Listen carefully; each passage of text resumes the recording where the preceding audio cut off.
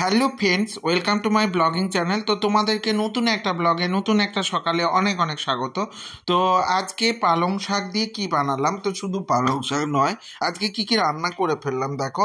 ওলকপির ভাজা, তো ওলকপির ভাজাটা আর লিখিনি, তো কি আর লিখতাম। তো পালং শাকের একটা তরকারি, এটা কিন্তু পুরোনো দিনের তরকারি, এতে তোমরা বড়ি দিয়েও রান্না করতে পারতো।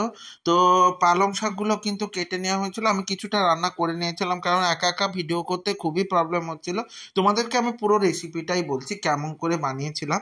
তো প্রথমে কিন্তু বিভিন্ন রকম সবজি, মানে তোমরা বিভিন্ন সবজির মধ্যে এগুলো দিতে পারো, আলু দিতে পারো, পেঁপে দিতে পারো, বেগুন দিতে পারো, তার সঙ্গে সঙ্গে মূলও দিতে পারো। তো যেগুলো শীতকালীন সবজি হয় সেই সব সবজি, এবং কেউ কেউ মেটে আলুও দিতে পারো।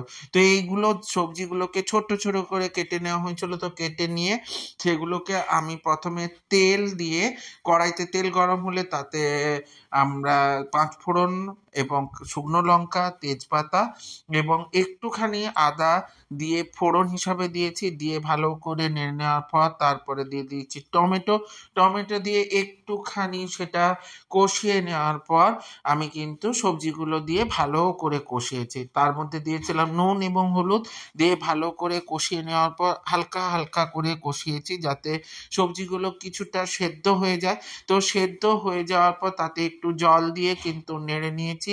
নেড়ে নেওয়ার পর তাতে কিন্তু আমি সেদ্ধ হতে দিয়েছি। হালকা হালকা যখন সেদ্ধ হয়ে গিয়ে, তো তখন আমি পালং শাকগুলো দিয়ে দিয়েছি। তোমরা কিন্তু প্রথম থেকে পালং শাকগুলো দিয়ে দিও না, তাতে কি হবে, পালং শাকগুলো কিন্তু বেশি সেদ্ধ হয়ে যাবে, আর পালং শাক বেশি সেদ্ধ হয়ে গেলে কিন্তু ভালো লাগবে না। তো এর মধ্যে বড়ি দিতে পারো, তবে আমি বড়ি দিইনি। তো তোমরা বড়ি দিতে পারবো, দেখবে কিছুটা জল বেরিয়ে যাবে, মানে শাক থেকে কিছুটা জল বেরিয়েই যাবে। তবে শাক থেকে জল বেরিয়ে যাবে যতটা দেখার পর, তারপর যাতে সেদ্ধ হয়ে যায় তাহলে সেই রকম পরিমাণে কিন্তু জল দেবে।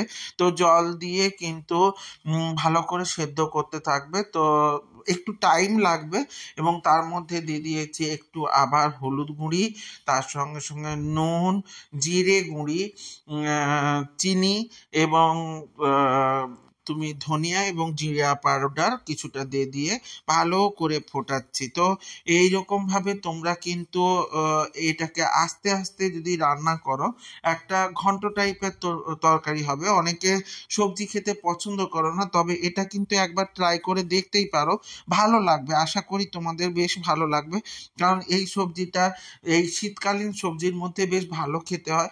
এটা রুটি, গরম ভাত বা যে কোনো ধরনের পরেটার সঙ্গে ট্রাই করে দেখতে পারো। যারা একটু হালকা ধরনের খাবার খেতে হয় বা যাদের কোলেস্টেরলের ধার আছে, তারা কিন্তু এই ধরনের সবজি বানিয়ে খেতেই পারো।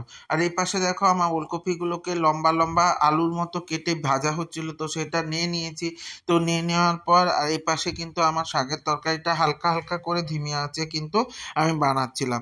তো তোমরা বলো তো আর কি কি নতুন ধরনের ব্লগ চাইছো, তো সেই ব্লগগুলো আমি অবশ্যই নিয়ে আসার চেষ্টা করবো। আমি তো ডেলি ব্লগ দিই না, মানে ডেলি ব্লগ তো দিই কিন্তু সারাদিনে কি কি কাজ করছি সেভাবে দিই না। যেটা স্পেশাল করি সেই ধরনের কাজগুলোই তোমাদের সামনে তুলে ধরি। তো অবশ্যই তোমরা আমাকে প্রচুর পরিমাণে ভালোবাসা দিচ্ছ এবং প্রচুর পরিমাণে আমার সঙ্গে জুড়ে আছো।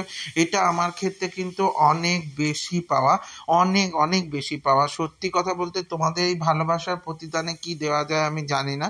তো এইভাবে আমার সাথে জুড়ে আছো বলে আমি কিন্তু এত ব্লগ দিতে পারছি। আর সত্যি কথা বলতে তোমাদের সঙ্গে ব্লগ দেব বলেই কিন্তু এত এত রান্নাও করি, যাতে তোমাদের সঙ্গে ব্লগগুলো শেয়ার করতে পারি, যাতে তোমরা এত ভালোবাসা দিতে পারো। তার পুরোনো দিনের রান্না আমি কিছুটা জানি, মার কাছে শিখেছি, আর সেই রান্নাগুলো দেখে তোমরা কিন্তু প্রচুর পরিমাণে আমাকে কিন্তু সহযোগিতা, ভালোবাসা এবং উদ্দীপনার সঙ্গে আরও আরও সাপোর্ট করছো। আর আমি ভিউজ দেখলে না সত্যি খুব খুশি হয়ে যাই। তো যে পরিমাণ ভিউজ তোমরা দাও এবং কতবার ধরে দেখো, আবার কেউ কেউ এসে বলো আমরা কিন্তু দাদা তোমার ওই রান্নাটা করেছি, বা বা রান্না করে খেয়েছি, এটা আমার ক্ষেত্রে আরও বেশি খুশির খবর হয়ে যায়। তো আমার ব্লগগুলো যদি ভালো লেগে থাকে তাহলে লাইক কমেন্ট শেয়ার করে দিও। আর ইউটিউব থেকে যারা দেখবে তারা সাবস্ক্রাইব করে দিও এবং সাথের বেল আইকনটা ক্লিক করে দিও, যাতে আমার ভিডিওগুলো তোমাদের সামনে সবার প্রথমে চলে আসে। এইভাবেই আমার সাথে থেকো, সঙ্গে থেকো, জুড়ে থেকো, এবং দেখা হচ্ছে নতুন একটা ব্লগে নতুন একটা সকালের সাথে। ততক্ষণের জন্য অবশ্যই শুভরাত্রি, গুড নাইট, এবং কমেন্টে বলো কেমন লেগেছে।